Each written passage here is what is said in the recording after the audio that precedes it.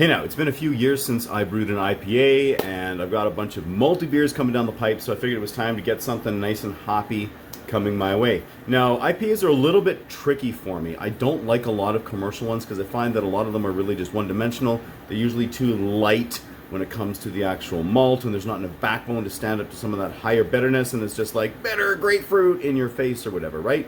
So I try to do something a little bit different. Like some of what I consider to be the better brewed and better balanced IPAs, American IPAs that are out there. I'm looking for something that's got a good BU-GU ratio that's over 1, so it's got bitterness that is up in the 70s for IBUs, but an original gravity down in the mid-1060s, coming out with that beer that's going to be probably in the mid-ish 6% range. Lower on the lower end for alcohol for that, but I also brew a double IPA, so I'm not looking for a really alcoholic IPA, just like regular IPA here. I'm wanting some toastiness in there. I'm looking for some nice wheaty smoothness, and yeah, I don't know, something that's just really drinkable. Some nice hops that are a little tropical, floral, spicy, everything. Let's have everything. So let's check out the grist.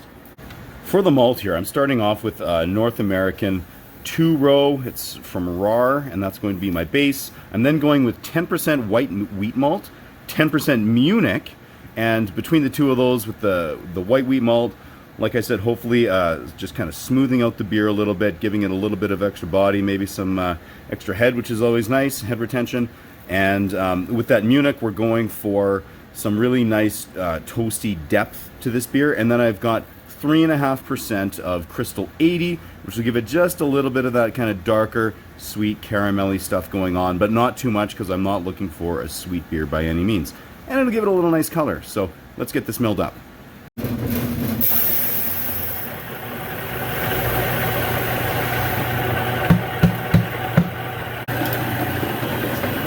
So my Monster Mill 3mm Pro here with this nice hopper extension on it will make very quick work of milling this grain.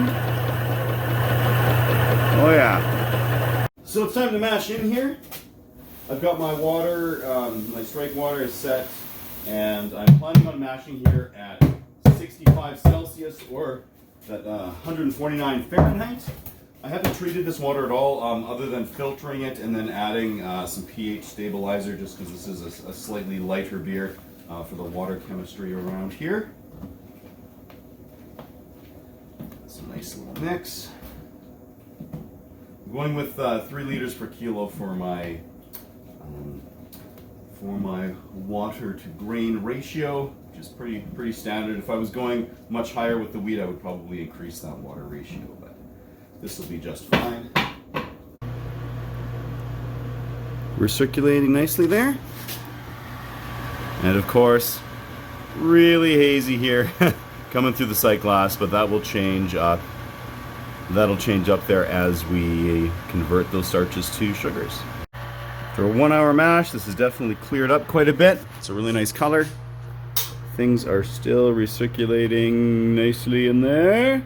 If we can focus. Beautiful. And I'm just going to increase this up to 75 Celsius or in that 168 Fahrenheit range so that we can mash out. Once we get to that temp, I'll hold it there for about 15 minutes. So it is time to begin to fly sparge. So I'm just switching over these lids here.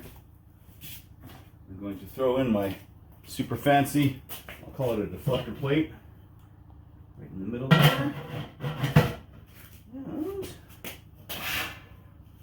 we are ready to begin running off from the HLT into the mash tun.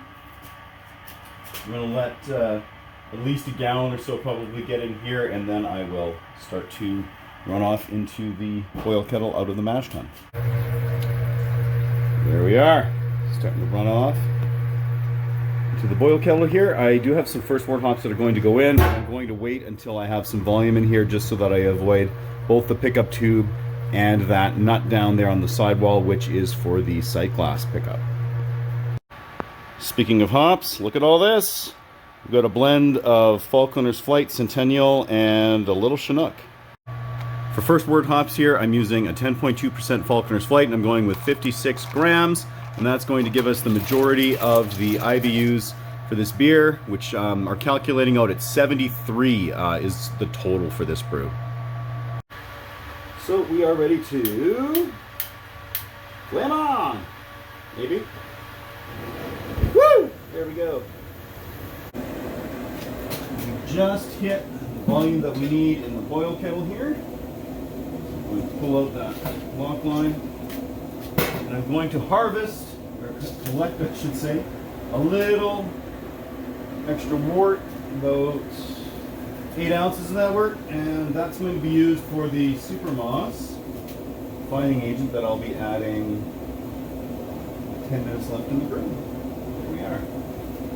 Okay, now we just got to wait for this to hit a boil. Getting pretty close to a boil here. I love the look of these first wort hops that are all gathered up on top when all the currents and convection and stuff starts to burst on through. Beautiful. We are boiling away here, and I'm not adding any 60-minute hops or anything like that. Like a lot of my hoppy beers, I prefer to do a first wort hop in the effort to achieve what I found in practice as somewhat more refined hop bitterness, especially in something that has upwards of 70 IBU. We're not adding anything until 30 minutes left, and then it'll be some hop additions after that point. With 30 minutes remaining in the boil, I've got 28 grams of a 14.1% Chinook, which will maybe give it just a hint of a little spiciness and some stuff like that. Classic Chinook flavors in this beer. With 20 minutes left in the boil, I've got 28 grams here of Centennial hops, and they're going to join the party, hopefully adding just a little bit of floral citrus. Good times here.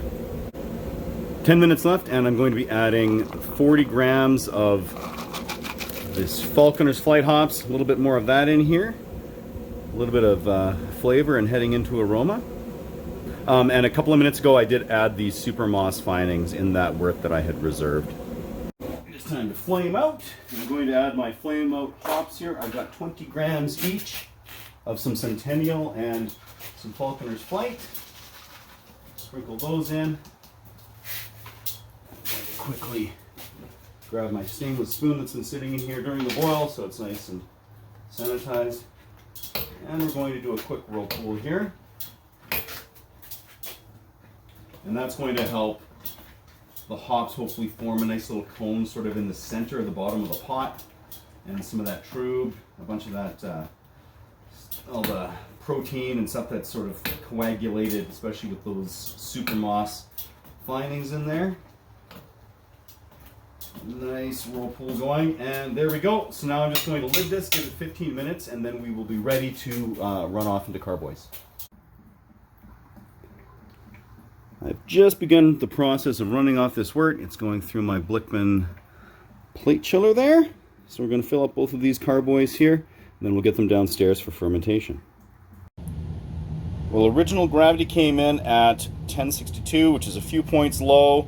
I'm tempted to just dump this all down the driveway, or maybe I'll just go ahead and let it ferment and yeah, see how it goes.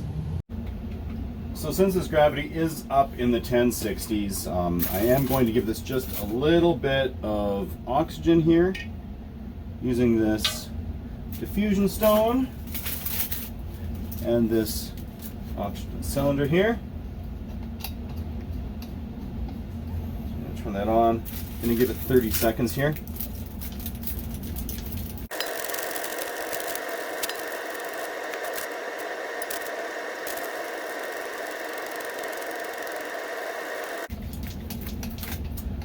Alright, I'm just going to let that foam all calm down, and then we'll be ready to pitch.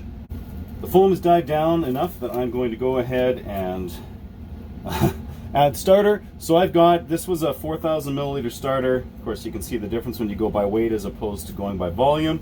I'm going to engage in some very scientific scientific measurements here by eyeballing it based on the volumetric measurements.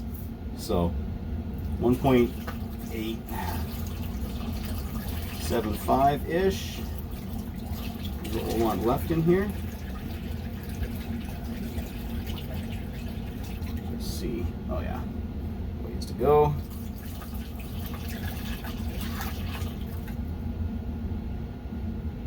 A little bit more. Okay, that's probably pretty close. I'm just going to switch this.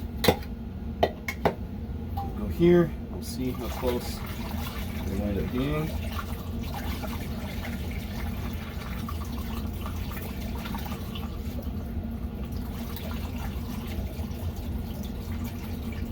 Yeah. I'm going to assume that it was good. And there we are. Because I've run out of thermal wells, because I only have like 6 of them, and I've got lots of other stuff fermenting in here. I'm going ahead with these. I'm just going to leave the temperature probes attached to the sides of these carboys. They're taped down, and then with this fantastic beer-related shirt in between, just to insulate them there, and blow-off tubes to this bucket down here. Yeast is pitched. They're sitting at 67 Fahrenheit, ready to ferment. Oxygenated, happy. Let's see how it takes off.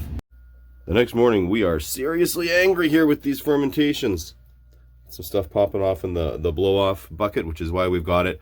I am going to go ahead and open these up and carefully throw in a little bit of this 5-star defoamer, which will help break down that krausen just a little bit, and hopefully I won't really lose much by way of volume out of these carboys. Forced attenuation test on this IPA is coming in at 1013. So we'll see how it actually ferments out. As it sits over there doing its thing. Woo! Once krausen on this IPA started to die down, I slowly increased the temperature over a few days, took it up as high as 72 Fahrenheit, held it there for almost a week just to ensure full attenuation, and then slowly dropped it down and took it down to, it actually was in the low 60s Fahrenheit, let it sit there for close to a week, and it really clarified quite nicely, as you can see here in this pressure racking tube. And now I'm just transferring that, both carboys, into kegs here, and then I can go ahead with clarification and all that. After a week of gelatin fining, I then pressure transferred that IPA into a carbonation keg, got it carved up, it's on tap, so let's try it out. Using my trusty IPA glass here.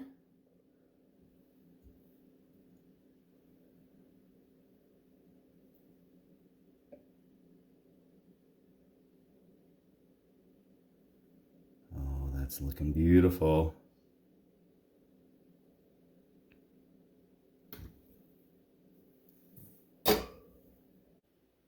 Well, this is a pretty beer. Nice and clear, even with that 10% wheat in there and all those hops. Still managed to get it nice and clear. It's a beautiful color, sort of that crossover between deep gold and amber.